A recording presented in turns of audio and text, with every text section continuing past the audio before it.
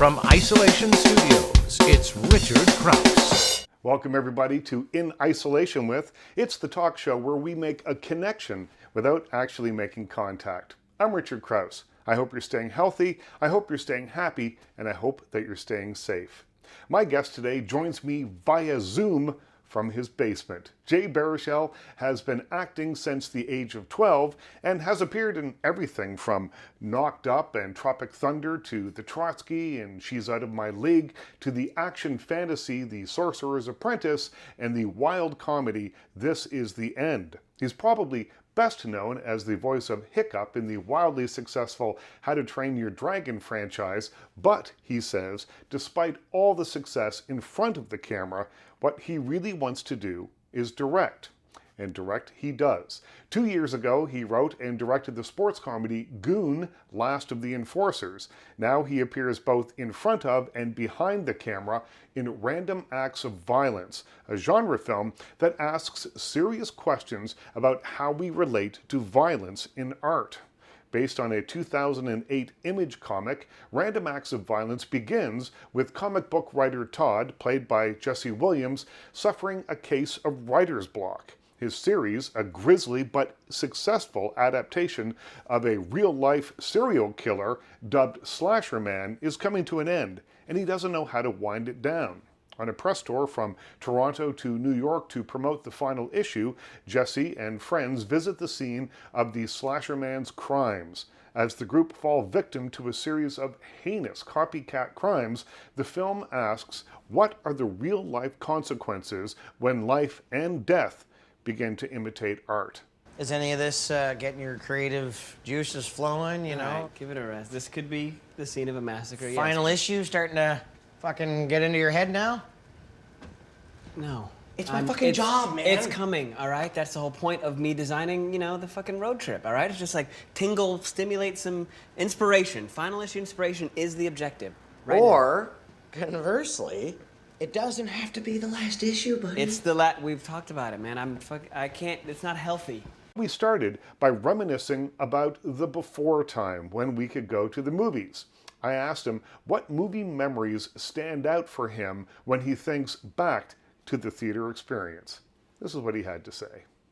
Seeing Starship Troopers on the opening night at the Faubourg in Montreal, which doesn't exist anymore. But it was that rare thing of just, sold out, and everyone in the room had decided this was going to be a fun night. We were all just like, and everyone just kind of buys in, and to the point where there was a trailer before it for the Roland Emmerich Godzilla, and that trailer got an ovation.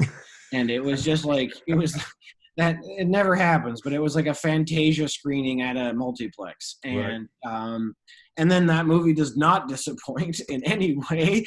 And so it was a real crowd pleaser, and that was a special one. That was one I definitely that's why you go to the movies. Yeah.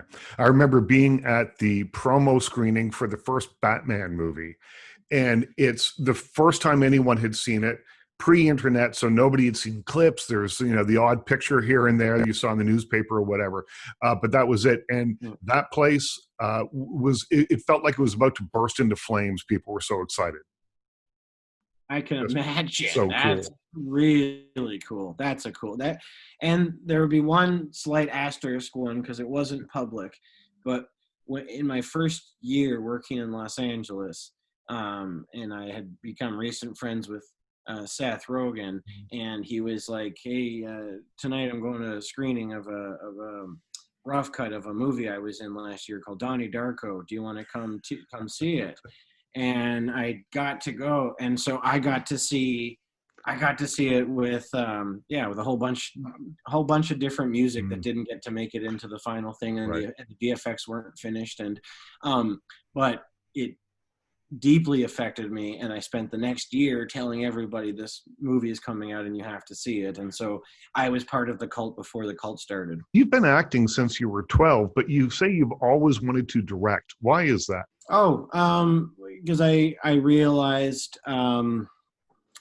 I realized the most fun thing in the world was creating a story. And I think it started with writing short stories in like grade 3 and being like, oh, I love reading comics and I love reading stories.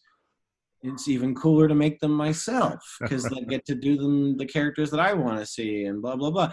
And then my parents showed me Road Warrior kind of around that same time, and explained to me. I was really lucky in that my parents would give me a kind of film or music 101 whenever they would show me something. They'd explain to me why it matters, why they care about it, what the landscape that it came out was like. And then, of course, then they would get into sort of inside jokes, you know, like they'd also show me like Monty Python, the Holy Grail, and pause after every punchline to be like, do you understand why that's funny? Now, this is called dry humor. They literally, verbatim, this is called dry humor. So, you know, and then Dad bought me Ferris Bueller's Day Off on VHS for my 9th birthday.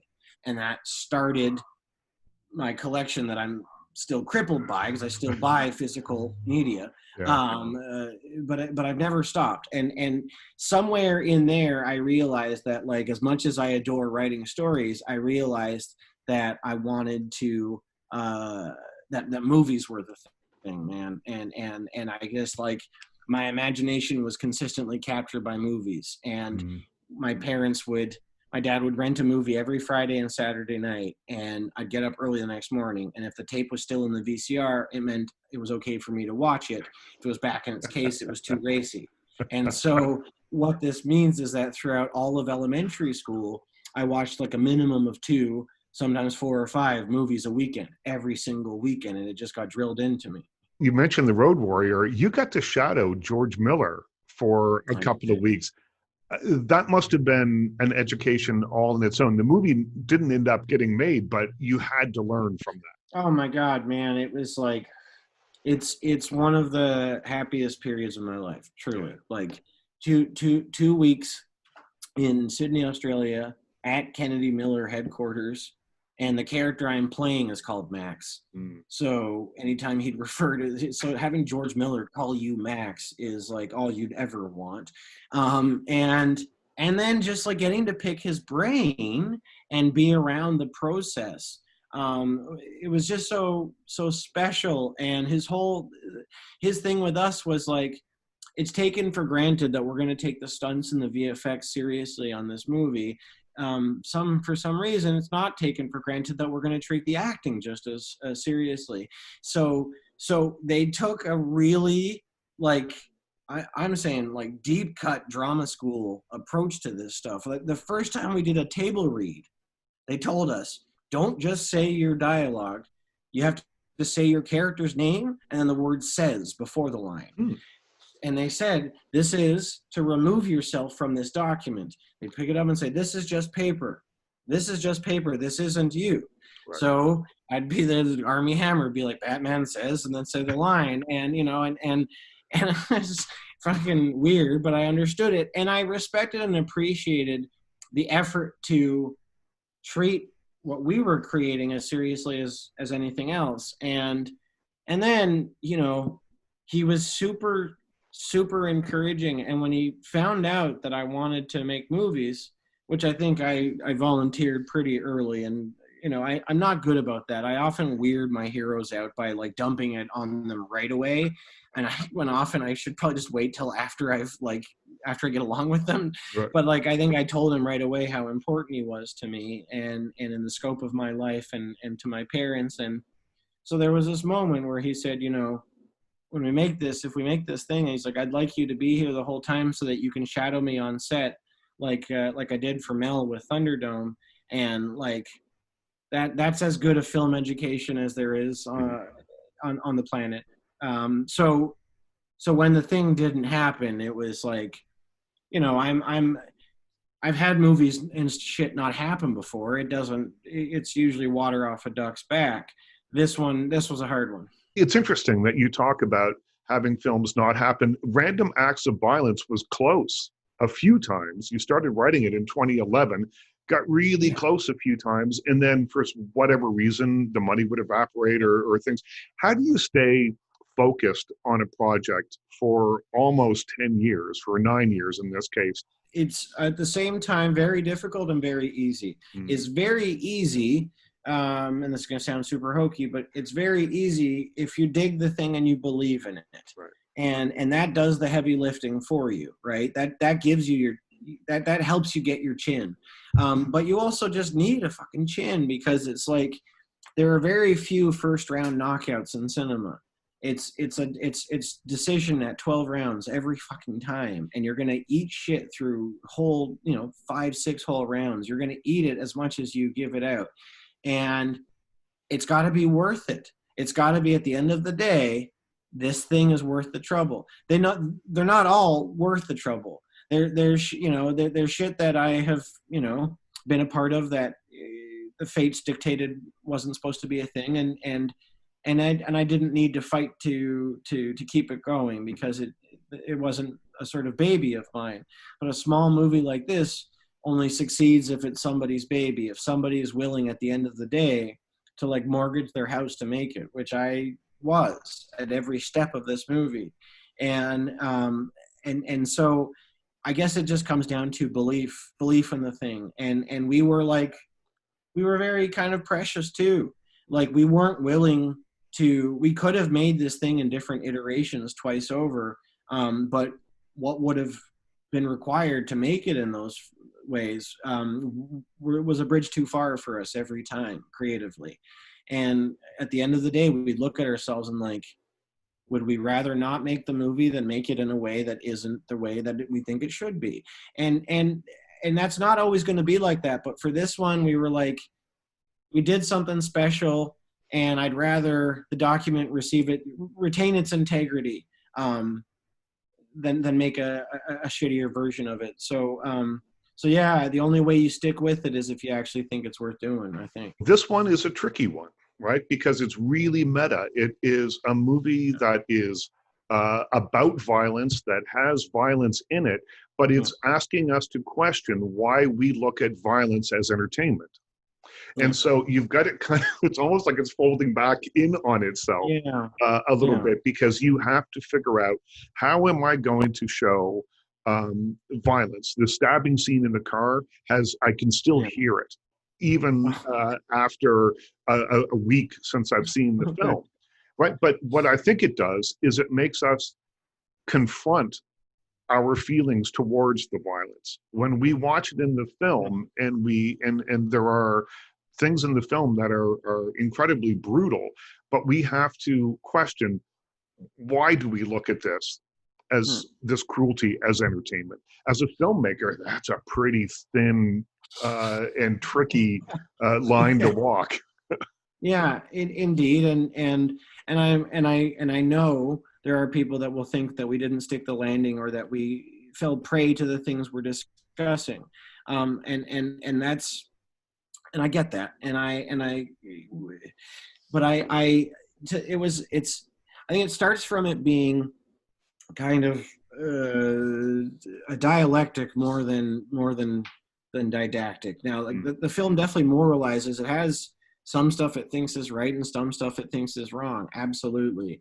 But I also think it tries to ask questions that I have asked myself, because I'm a lifelong consumer of true crime, lifelong consumer, almost lifelong consumer of genre cinema and literature, and I have to, and I've had moments throughout that where I have like been kind of faced with asking myself, what is that experience that I'm getting and chasing as well? And the first time I thought about this shit was when I read Anne Rule's Green River Killer book.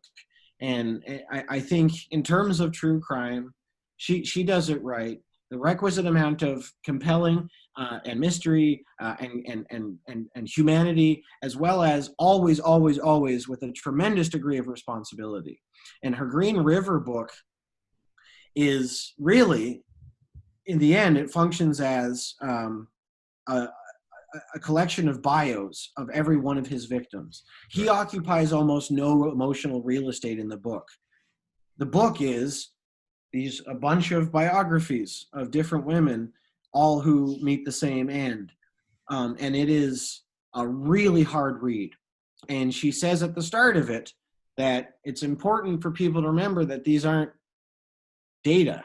These aren't numbers. These were actual someone's friend, sister, mom, daughter, and to know that he occupies the least amount of import in the whole thing, and that was the first time it had been framed like that for me, and because I can name a whole bunch of serial killers the world over, like they're rock stars, but I can't name most of the people that they murdered.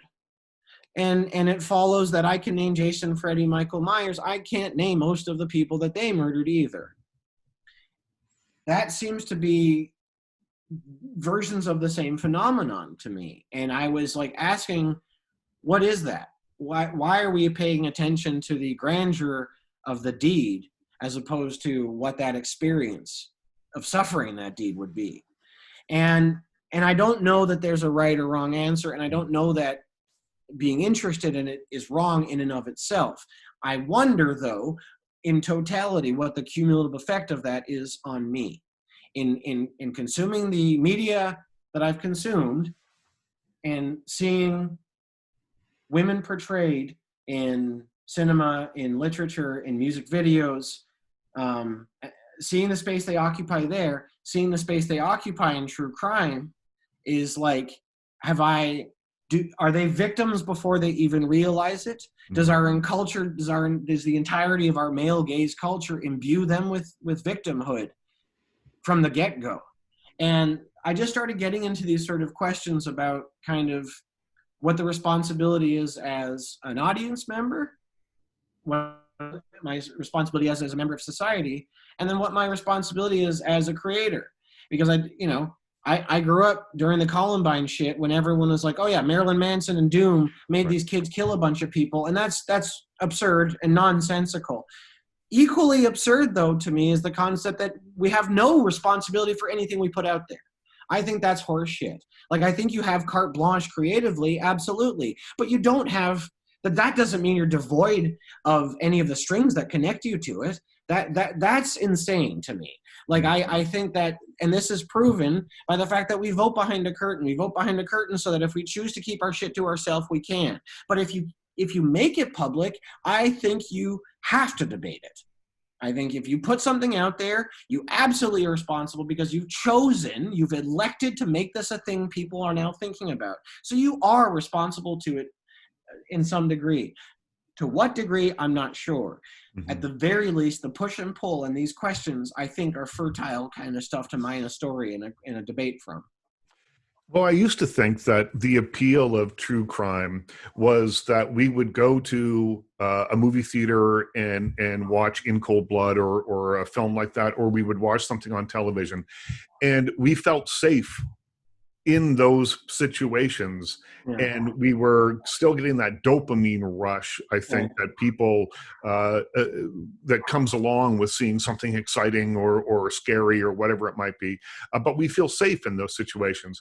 But as the entertainment has gotten more extreme, you're right. I mean, I think that there's a question and you answer it. I don't know that it's asked in the movie. I don't know if it's answered in the movie really about the responsibility of the creator. And there's a couple of lines Kathy says to Todd in the film, and I'm just doing this from memory, says something like, you fetishize death, and that's got one of our friends killed.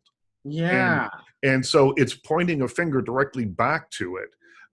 But is it enough? Yeah, so it's to me, I was interested in examining what happens when someone who has mined the victim experience, has mined it in an arguably like exploitative way. What would that look like when that shit comes home to roost? When it affects you in the ivory tower. And because there are movies to this day.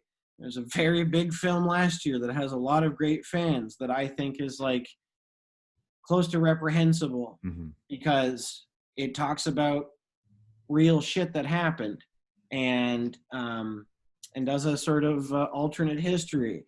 And I think it's a kind of I don't know how else to say it other than if I had a loved one that was taken from this world in the most brutal fashion possible, I would be at the very least somewhat offended if someone fucked about with their story and had fun telling it.